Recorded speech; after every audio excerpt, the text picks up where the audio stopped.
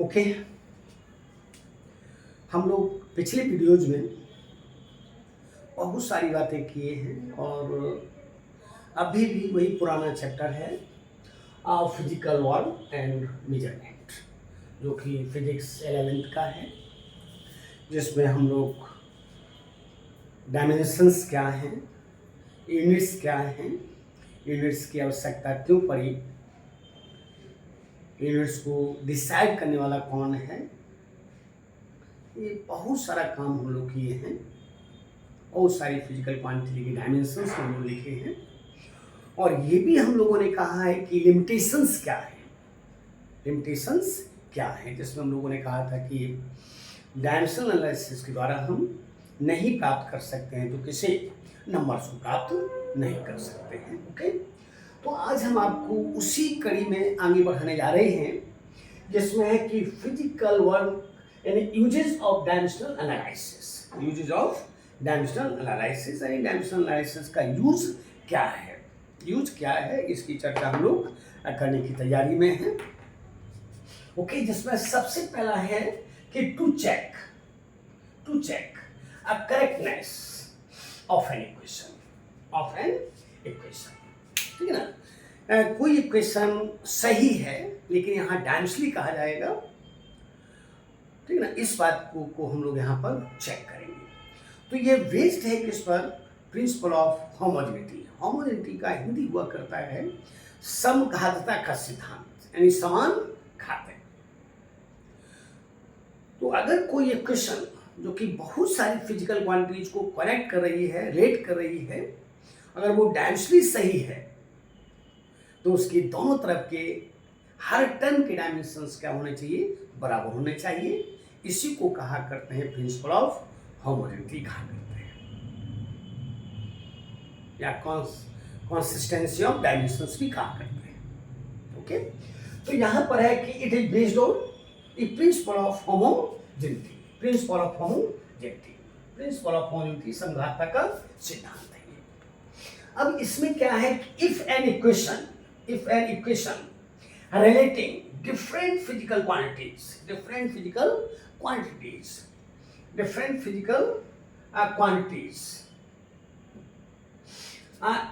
equation relating different physical quantities is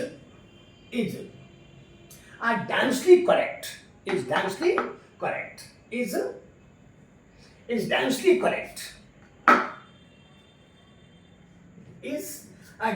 correct,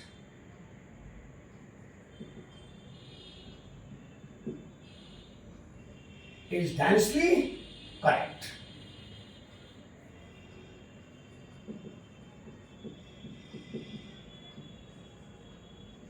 Densely correct.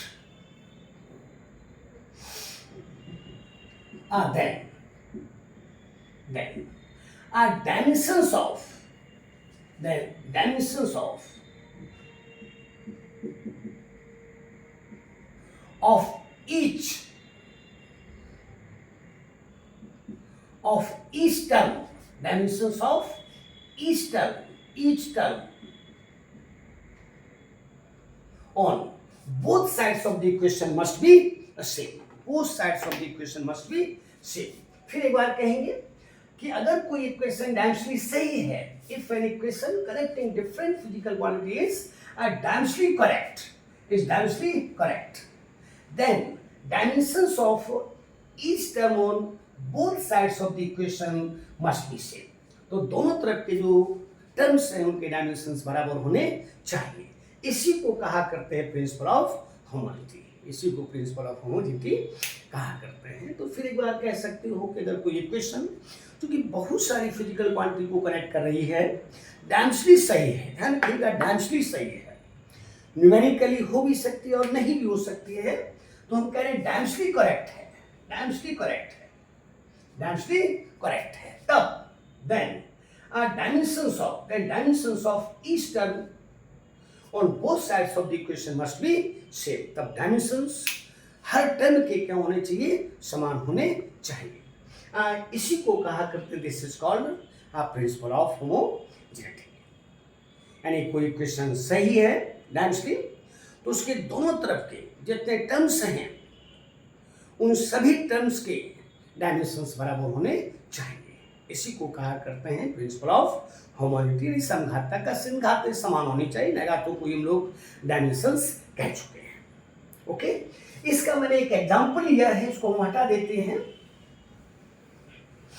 इसका मैंने एक एग्जांपल लिया, फॉर एग्जांपल ये एग्जांपल है कि एग्जांपल है कि if a particle starts moving along a straight line with initial velocity u under constant acceleration a and initial velocity u है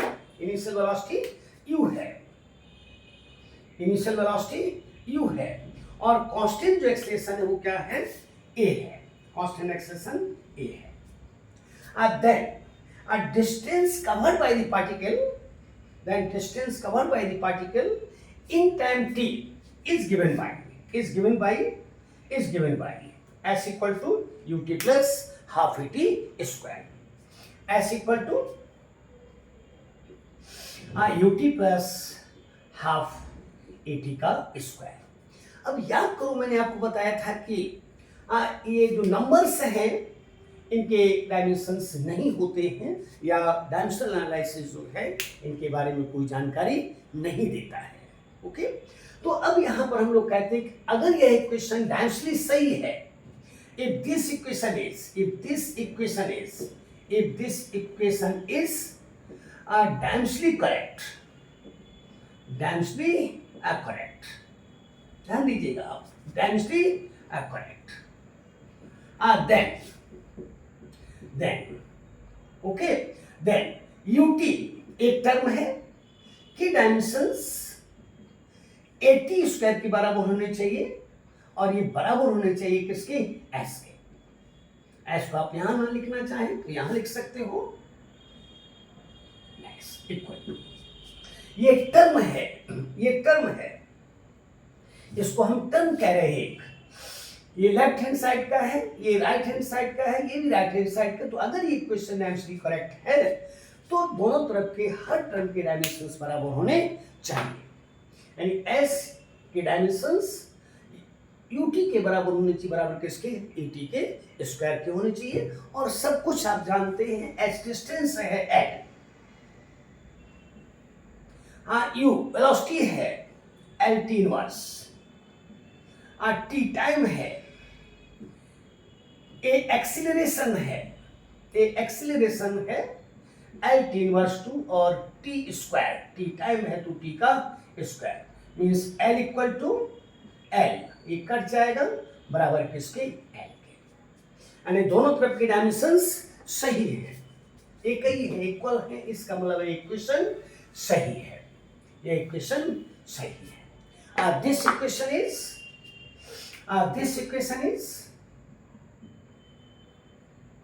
equation is both dancely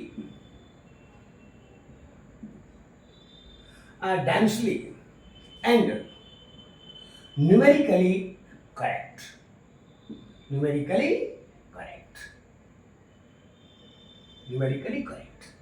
ये डायमेंशनली भी सही है और न्यूमेरिकली भी सही है। तो फिर एक बार कहेंगे कि अगर ये इक्वेशन सही है, if this equation is correct, then by the principle of homogeneity इसके दोनों तरफ के डायमेंशंस बराबर होने चाहिए, जिसको आप यहां पर कह रहे हो कि if this equation is dimensionally correct then by, चाहे तो आप यहां कह सकते थे लेकिन मैं नहीं कहा है, then by the principle of homogeneity, s के डायमेंशंस, ut के डायमेंशंस, at स्क्वायर के डायमेंशंस बराबर होने चाहिए। इसके दोनों तरफ के जितने भी टर्म्स हैं उन सबों के डायमेंशंस बराबर होने चाहिए। If an equation is dimensionally correct, then dimensions of each term on both sides of the equation must be same। अगर कोई इक्वेशन डायमेंशनली सही है तो उसके दोनों तरफ के हर टर्म के डायमेंशंस बराबर होने चाहिए। ये प्रिंसिपल ऑफ होमोजेनिटी कहता है। तो यहाँ पर आपने कहा कि एस के डायमेंशंस यूटी के बराबर होने चाहिए और एटी स्क्वायर के बराबर होने चाहिए, और ऐसा आप देख रहे हो, ऐसा आप देख रहे हो। यानी यहाँ पर टी इनवर्स और टी है, ये खत्म हो जाएगा। यहाँ पर टी इनवर्स टू और टी स्क्वायर ये खत्म हो जाएगा, तो यहाँ भी एल बचेगा, यहाँ भी एल बचेगा, यहाँ भी। इसका मतलब है कि ये दोनों तरफ आप देख रहे हो कि कितना डायमेंशंस हैं, m0 l और t0 है। यानी हर टर्म के डायमेंशंस क्या हैं, समान हैं, बराबर है। हर टर्म के डायमेंशंस बराबर है, सेम है। ओके, देख लीजिए आप, हमको नहीं लगता है कि जरा सा भी आपको कोई कंफ्यूजन है। ओके, हम फिर आपसे एक बार एक क्वेश्चन करते हैं। हाँ, एक और ध्यान दीजिएगा। सपोज कीजिए कि मैंने सेम इक्वेशन को यहां पर 1/3 कर दी। हो सकता है इस नेचर का क्वेश्चन आपको 2026 में नीट दे दे, हो सकता है दे दे, हो सकता है कि इस तरह का दे दे। तो ध्यान दीजिएगा, ध्यान दीजिएगा कि अगर हम ऐसा करते हैं, अगर मैंने ऐसा किया है कि s इक्वल टू, मैंने कहा कि s equal to ut plus 1/3 at square. तो अभी आप प्रूफ कर चुके हैं कि s के जो डायमेंशंस हैं, ut के जो डायमेंशंस हैं और at स्क्वायर के जो डायमेंशंस हैं, ये बराबर है किसके, l के, मतलब m0 l0 l और t इनवर्स ये t0। ये आपने कहा है, ऐसा आपने कहा है, यानी दोनों तरफ ऐसे है, दोनों तरफ क्या है, ऐसे l है, ये आपने कहा। लेकिन यहां पर आपने जब 1/2 लिखा था तो न्यूमेरिकली भी करेक्ट कहा था। इस तरह का क्वेश्चन कंफ्यूजन में आपको डाल सकता है नीट कि ये क्या है। तो ध्यान रखिएगा कि this equation is numerically correct, ये गलत हो जाएगा। This equation is dimensionally correct, this equation is dimensionally correct. तो इसको पहले लिख दो, but numerically incorrect, but numerically incorrect. तो ये जो आप कह रहे हो न्यूमेरिकली इनकरेक्ट है, ये तभी आप कह सकते हो जब उस इक्वेशन के बारे में आप जानकारी रखें कि ये इक्वेशन है क्या। यहाँ पर 1/2 होना चाहिए या 1/3 होना चाहिए या क्या होना चाहिए। जब तक इस इक्वेशन के बारे में आपको जानकारी नहीं है, तब तक हम इस बात को कहने के लिए सक्षम नहीं हो पाए, या आप नहीं कह पाओगे कि ये इनकरेक्ट है या करेक्ट है। लेकिन ये कह लोगे, डायमेंशनली कह लोगे, ये इक्वेशन डायमेंशनली सही है, करेक्ट है। ओके, और अगर कोई इक्वेशन सही दी गई है, जैसे मैंने आपसे कहा, फिर एक बार कहते हैं, ये नीट 23 का क्वेश्चन है, नहीं 24 का क्वेश्चन है, ध्यान दीजिएगा।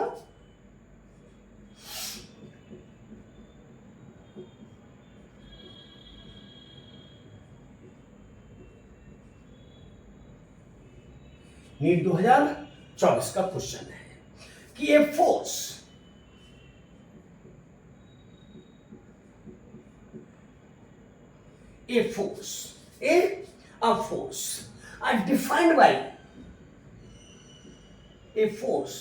are defined by F equal to alpha t plus beta into t का square. A force defined by F equal to alpha t plus beta t का square. X on a particle, X on a particle at a given instant of time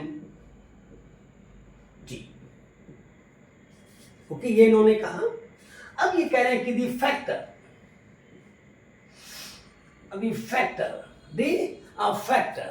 of which is the factor which is a dimension, which is a dimension less, where alpha and beta, are a constant, The factor which is dimensionless, is ध्यान दीजिएगा। अब first इन्होंने answer दिया है alpha beta T दिया है, और second इन्होंने आंसर दिया है अल्फा टी बाई बीटा दिया है, और थर्ड इन्होंने आंसर दिया है बीटा टी बाई अल्फा दिया है, और फोर्थ आंसर उन्होंने दिया है alpha square beta by T. इस तरह का आपको आंसर दिया गया है, या अल्फा बीटा ही कर दो, अल्फा बीटा बाई टी कर दो। ये चार आंसर है। ओके, तो फिर एक बार कहिए। इन्होंने कहा कि फोर्स ये दिया है, इन्होंने दिया है, ठीक ना, और कह रहे हैं कि इनमें से कौन डायमेंशन लेस है, इनमें से कौन सा डायमेंशन लेस है। तो ध्यान दीजिए, आप अगर मैं हिंट करता हूं, ध्यान दीजिएगा कि आपने कहा कि F बराबर alpha T plus beta into T का स्क्वायर। ओके, अब यहां पर कह सकते हो कि इफ this equation is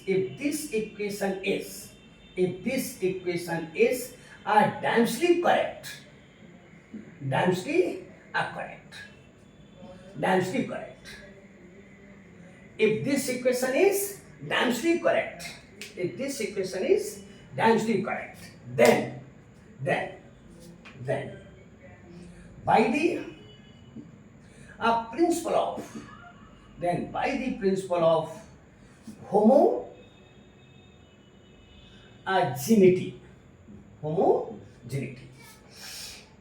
यानी अल्फा टी के डायमेंशंस बराबर होने चाहिए बीटा टी स्क्वायर के, ये बराबर होने चाहिए किसके, फोर्स के। फिर देखिए,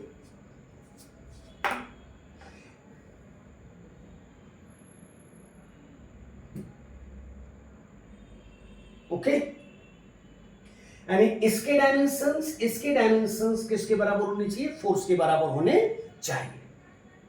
बिल्कुल आपको इजी वे में आप कह सकते हो, इसको हटा दे रहे हैं, आंसर्स को हम अपने जगह रख रहे हैं। यहां पर देखिएगा, देखिए अब यहां से हम अल्फा को निकाल लें, यहां से हम अल्फा अगर निकालते हैं तो अल्फा बराबर हो जाए एफ वाई टी। एफ हम जानते हैं M L T inverse 2 by T, ये बराबर हो जाएगा एम, ठीक है ना। देखिए ध्यान दीजिएगा, अल्फा इंटू टी ये बराबर एफ है, इसके मुताबिक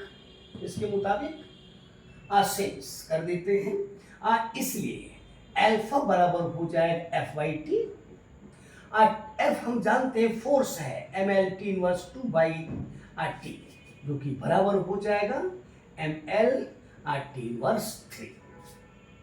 ओके, सेंस फिर एक बार कहिए, since beta into T square ये बराबर एफ के है, इसलिए अब बीटा बराबर हो जाएगा F by T square. F हम जानते हैं M L T inverse 2 by T, जो कि बराबर टी स्क्वायर, जो कि बराबर हो जाएगा एम एल टी की पावर 4। अब ध्यान दीजिएगा, क्वेश्चन आपकी जेब में है। अगर इसमें से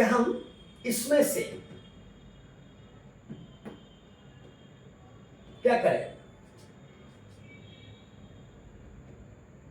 अल्फा में अगर हम टी का गुना कर दें और उसमें बीटा का भाग दे दें,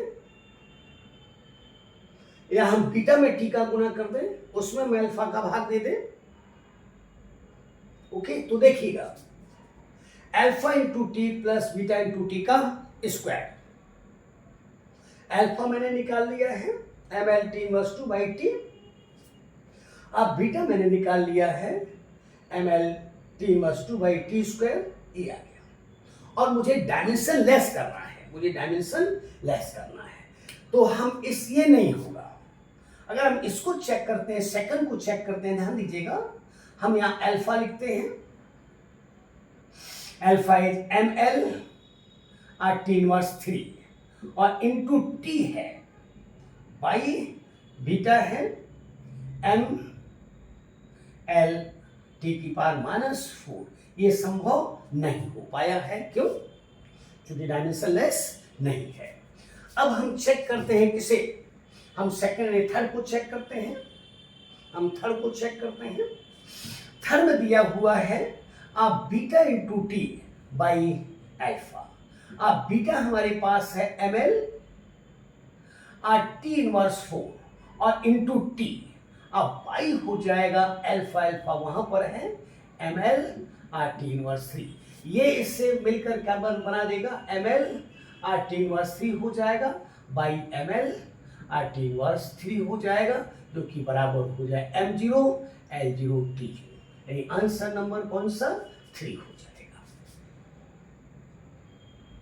आंसर नंबर 3 हो जाएगा। ओके, तो कहीं कुछ रहा नहीं। और अगर हम क्वेश्चन आपसे कर दें, देख लीजिए आप,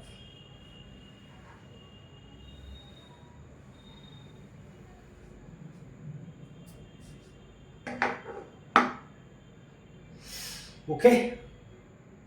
फिर मैं आपसे क्वेश्चन करता हूं,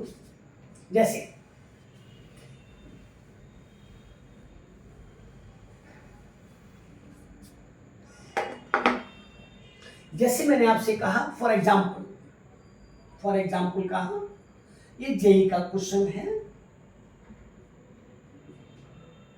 फॉर एग्जाम्पल। ओके,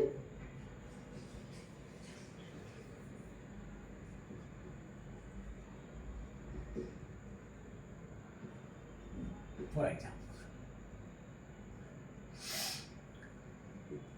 ठीक है ना। The potential energy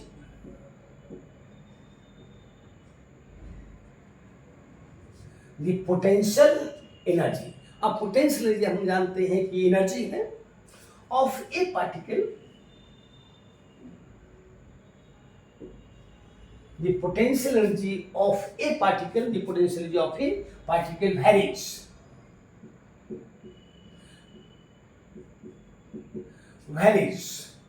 varies with distance x,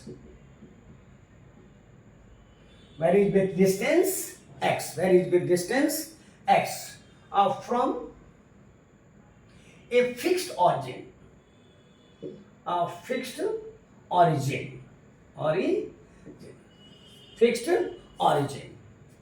s v equal to a root x by b plus x, where capital इसको करते हैं, where a and b are constants,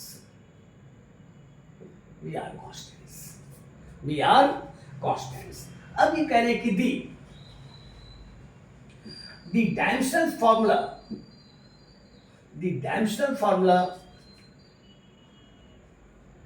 for a into b will b, ये कह रहे हैं आपसे, ये कह रहे हैं, ठीक ना। इस तरह का क्वेश्चन नीट में कर सकता है, ध्यान दीजिएगा, इस तरह का क्वेश्चन नीट में कर सकता है। तो फिर एक बात पढ़ लीजिए कि ये पोटेंशियल एनर्जी कह रहे हैं किसी पार्टिकल की, जो इस इक्वेशन के आधार पर वेरी कर रही है, के अनुसार वेरी कर रही है, जहां ए और बी कांस्टेंट्स हैं, और इन्होंने कहा कि ए इंटू बी के डायमेंशनल फार्मूला, ए इंटू बी का डायमेंशनल फार्मूला क्या होगा। ओके, एक बात सोचिए, जैसे अगर आपसे कोई कहता है, जैसे अगर आपसे कोई कहता है कि 3 kg, okay, plus 5 metre equal to 8 KG metre, KG metre, ऐसा कभी भी नहीं किया जा सकता है। क्यों? क्योंकि ये मास है और ये लेंथ है, इस तरह की बात संभव नहीं है कि हम मास में लेंथ को जोड़ दें। मास में हम लेंथ को नहीं जोड़ सकते हैं। लेकिन यही बात अगर आपसे कोई कह दे कि 3 kg और प्लस 5 kg, आप एकदम आसानी से कह सकते हो कि 8 kg, क्योंकि दोनों की राशियां सेम हैं। ये भी kg है और ये भी kg है, दोनों को आप आसानी से जोड़ सकते हो। क्या हो जाएगा? 8 kg हो जाएगा। अब आप क्वेश्चन को देखिए, अब आप क्वेश्चन को देखिए, इसको मैं हटा दे रहा हूं, हटा दे रहा हूं। ओके, क्वेश्चन को देखिए, इसको भी हटा देते हैं। क्वेश्चन आपका है v equal to a root X by b plus X. ध्यान दीजिएगा, अभी मैंने आपसे कहा कि हम दो विजातीय राशियों को नहीं ऐड कर सकते हैं, मास को हम लेंथ में ऐड नहीं कर सकते हैं। जब भी हम ऐड करेंगे मास को मास में ऐड करेंगे या लेंथ को हम लेंथ में ऐड करेंगे। ओके, यहां पर आप देख रहे हो कि ये एडिशन है, यहां पर आपने कहा है कि b प्लस कहा है। इसका मतलब है कि आप दावे के साथ कह सकते हो, आप दावे के साथ कह सकते हो कि b बराबर किसके हो जाएगा? x के हो जाएगा, यानी इसके डायमेंशंस हो जाएंगे कितना? l के बराबर हो जाएंगे b के डायमेंशंस। क्योंकि अगर ये लेंथ है तो ये भी लेंथ होना चाहिए, अगर ये डिस्टेंस है तो ये भी डिस्टेंस होनी चाहिए, तो b किसके बराबर होना चाहिए? x के बराबर होना चाहिए। क्लियर है? अब हम इसको हटा देते हैं तो आप होशियार हैं। अब अगर हम यहां पर x ही रखते हैं, क्योंकि ये भी अगर x है तो 2x हो जाएगा, तो यहां से हम लिख सकते हैं a into under root X, a into under root X, जो कि बराबर हो जाएगा और v इंटू एक्स। अगर यहां 2 कर भी देते हैं तो उससे कोई घाटा नहीं है। और v को आप कह चुके हैं पोटेंशियल एनर्जी है, बाद में लिखेंगे। और यहां से कह सकते हो कि a बराबर हो जाएगा और v into X by under root X. और रूट एक्स क्या होता है ये सभी जानते हैं, ये x की पावर हाफ होती है और भाग में घाते घटा करती हैं, तो ये बराबर हो जाएगा और v इंटू एक्स की पावर, v इंटू एक्स की पावर हो जाएगा 1/2 हो जाएगा। फिर एक बार देखो, आप आसानी से समझ सकते हो कि a इंटू एक्स बराबर हो जाएगा किसके? a into under root X, ये बराबर हो जाएगा v इंटू 2x कह सकते हो, लेकिन 2 डायमेंशन लेस है, हमने x ही कह दिया है। और a बराबर हो जाएगा vx by under root X, ये वाला अंडर रूट एक्स, और रूट जो पावर है वो 1/2 होती है, तो ये 1/2 हो गया। और यहाँ एक पावर है, भाग में घाते घटती हैं, तो आप 1 से जब 1/2 करोगे तो कितना हो जाएगा? 1/2 हो जाएगा, ये ऊपर रहेगा, तो v into X to the power half हो जाएगा। Okay, X to the power half हो जाएगा। अब हम जानते हैं एनर्जी, हम जानते हैं potential energy ml RT inverse 2, ये फोर्स है, इसमें अगर हम L का गुणा कर दें तो वर्क हो जाता है, वर्क ही एनर्जी है। और इंटू x का मतलब L हुआ L टू दी पावर 1/2, तो ये बराबर हो जाएगा m, ये से जुटेगा, L की पावर हो जाएगी 5/2 और T की पावर -2। ध्यान दीजिएगा, आसानी से आप समझ रहे हैं।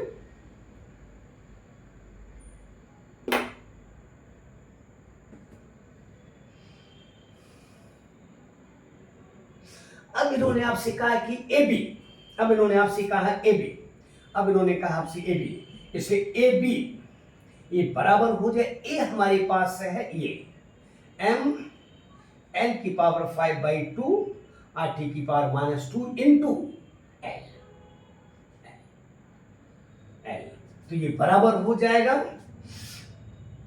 7 हो जाएगा, यानी m l to the power 7/2 और इंटू t की पावर -2 हो जाएगा। यही आपका आंसर है, यही आपका आंसर है। तो कहने का मतलब कहीं पर कुछ है नहीं। अगर इस तरह की कोई बात कभी भी कर दे तो निगाह में रखिए। जैसे फिर मैं आपसे एक बार क्वेश्चन कर रहा हूं, इसको हटाते हैं। मैंने आपसे कहा कि the speed of a particle, for example ये भी जेई का है, the speed of a particle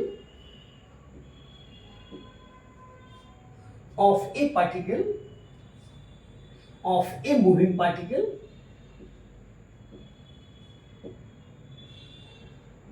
varies with t, varies with time according to the equation, according to the equation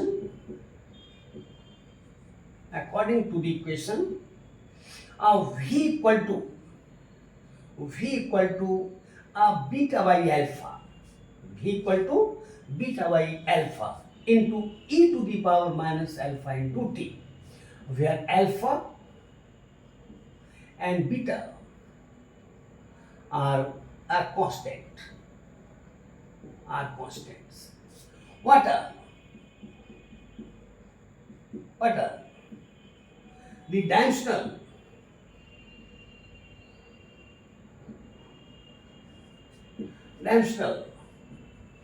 formulae for alpha and beta? ध्यान दीजिएगा, एकदम आसानी से समझ सकते हो। यहां पर आपने कहा कि स्पीड है, किसी पार्टिकल की जो स्पीड है वो इस इक्वेशन के आधार पर वेरी कर रही है, इस इक्वेशन के आधार पर वेरी कर रही है। The speed of a moving particle varies with time according to the equation, ये इक्वेशन है। और इसमें अल्फा बीटा को आपने कांस्टेंट कहा है, और इन्हीं के आप डायमेंशन चाहते हो कि अल्फा का डायमेंशन और बीटा के डायमेंशन फॉर्मूला क्या होंगे। व्हाट आर द डायमेंशन फॉर्मूले for alpha and beta, alpha and beta. फिर एक बार को अगर हम आपसे को हिंट करते हैं, आपको हिंट करते हैं,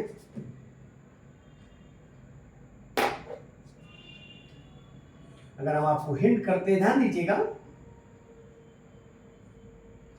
कि पावर हमेशा डायमेंशन लेस है।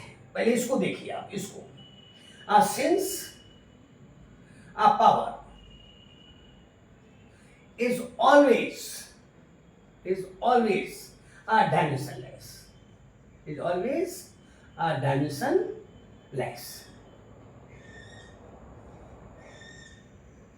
पावर हमेशा क्या होती हैं, डायमेंशन लेस होती है। इसलिए अल्फा इंटू टी बराबर 1, और यहां से कह सकते हो अल्फा बराबर 1/t, और ये हो जाएगा टी की पावर -1।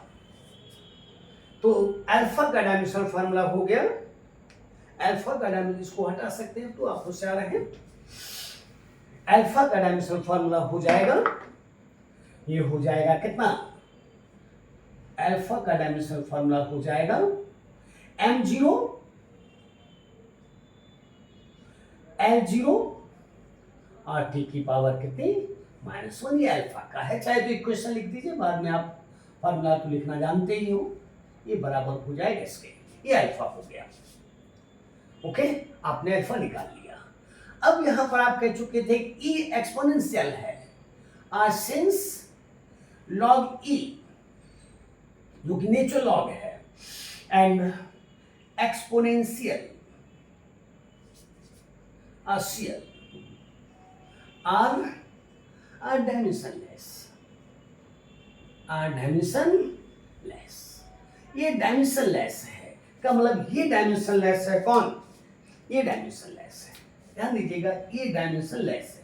इस तरह का क्वेश्चन IIT 19 में भी किया है, 2019 में भी किया है।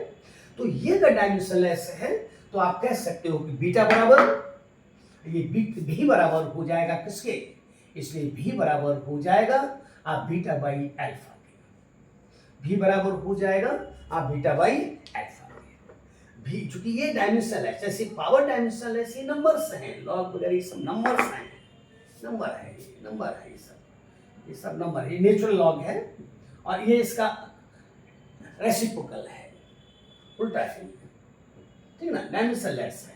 तो अगर ये डायमेंशनलेस है तो भी इक्वल टू हो जाएगा किसके, बीटा बाई अल्फा के हो जाएगा।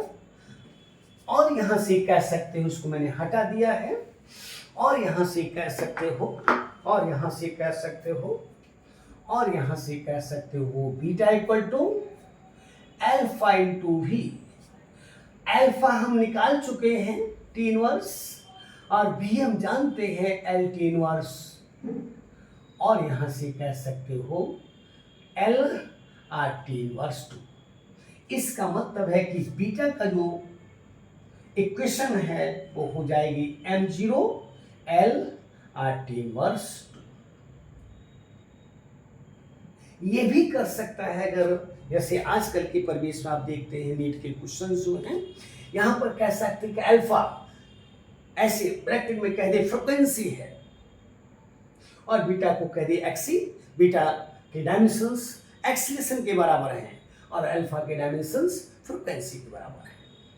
ऐसा भी कर सकता है आज के उसमें। ओके, तो एक ही सेंटेंस हम लोगों ने हमेशा कहा है कि अगर कोई equation, if an equation is correct, कैसे correct, dimensionally correct, then dimensions of each term on both sides of the equation must be same। किसी प्रकार की आपको इक्वेशन दे दे, कोई भी इक्वेशन दे दे, आप आराम से बना सकते हो। कितनी लंबी इक्वेशन दे दे, कह दे कि भाई, कह दे कि जैसे फोर्स कह दे, जैसे फोर्स कह दे, F कह दे, ये बराबर है A T plus B T square plus C T cube, okay, plus D plus D T की पावर 4। और आपसे कोई कह दे अल्फा बीटा सी और ये ए बी सी डी के डायमेंशंस क्या होंगे, तो आसानी से समझ सकते हो कि ए टी के जो डायमेंशंस हैं, बी टी स्क्वायर के जो डायमेंशंस हैं, सी टी स्क्वायर के जो डायमेंशंस हैं, सी टी क्यूब के जो डायमेंशंस हैं, डी टी की पावर 4 के जो डायमेंशंस हैं, ये बराबर हो जाने चाहिए किसके, फोर्स के डायमेंशंस के।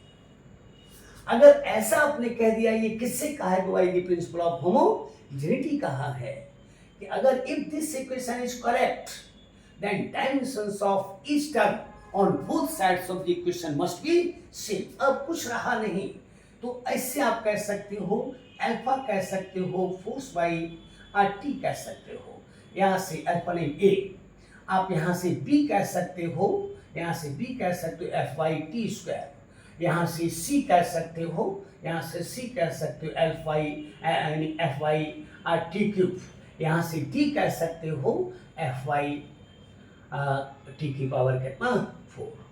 ये आप जान रहे हो, ये जान रहे हो, ये जान रहे हो, ये जान रहे हो, और टी टाइम है, टी टाइम है, टी टाइम है, टी टाइम है, आसानी से ए बी सी डी के डायमेंशंस आप निकाल सकते हैं।